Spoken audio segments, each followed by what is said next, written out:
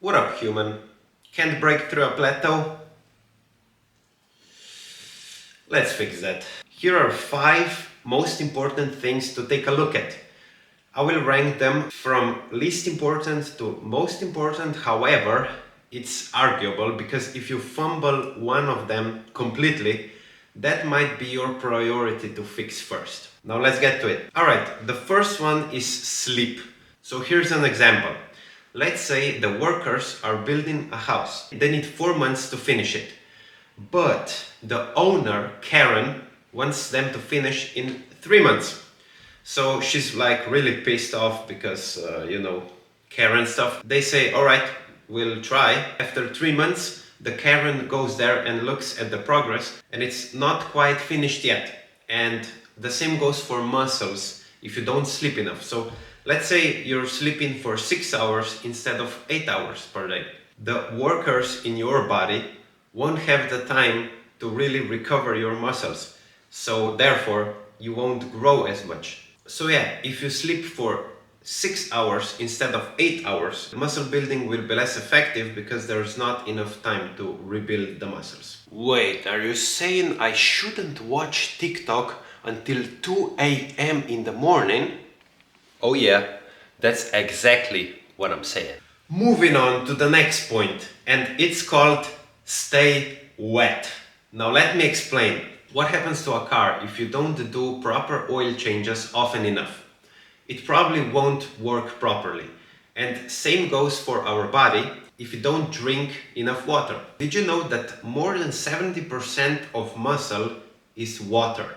Blood is in liquid form. Joints and organs need water to lubricate, the movements and all that stuff that joints and organs do. You are water, my friend. But since it sadly leaves the body from time to time, we must consume it again. And let me tell you, it's freaking delicious. Yeah, drink it with me. Cheers. So yeah, basically, if you go to the toilet and pee 5 times per day, it should probably be enough. The next thing is to eat enough protein. Now we know that during our sleep, we recover. So the workers are building a house while we sleep and they have enough time. But they also need bricks to put them together to make a house.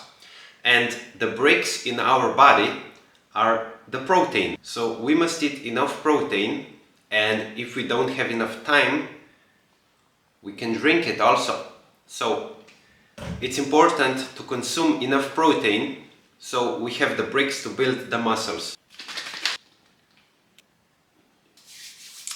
So yeah, basically, if we don't consume enough protein, there won't be enough bricks to build the muscle. It's recommended to eat at least 0.7 grams of protein per pound and 1.6 grams of protein per kilogram. Now some might get away with less, but why risk it while you can eat more and there isn't any harm? The next step to breaking out of plateau is to eat enough calories.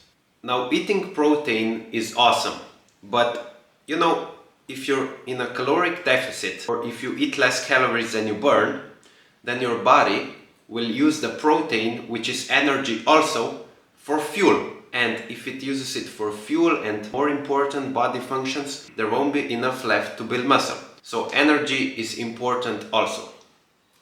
Yeah, so the body is basically not that smart. So if you're in a caloric deficit, it doesn't really know that you have food around you. It thinks that there is no food around, that you're starving, and it wants to save the energy. If it builds more muscle, the muscle burns more energy. So, if there's no food around, why burn more energy while you can save it? So it won't build as much muscle in that case. So yeah, building muscle in a caloric deficit is way harder just because of that reason. Although it's not impossible. Alright, now the last and arguably the most important thing is to train like a maniac. If the intensity isn't there, the body won't have the reason to get stronger. Why bother if I don't really need the power because I'm never using it?